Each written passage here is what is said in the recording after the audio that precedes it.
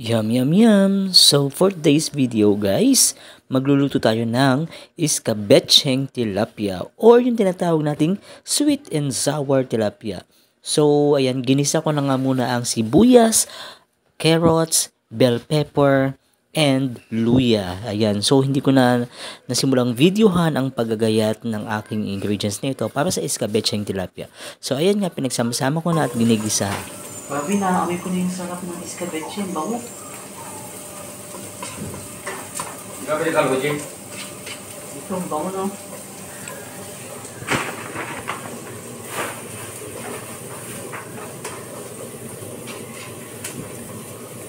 Bango yung dyan naman. Ano po?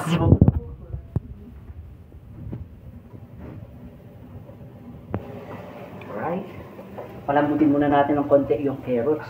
Bago natin sabaw ang tubig. A few moments later. Yun naman si Chef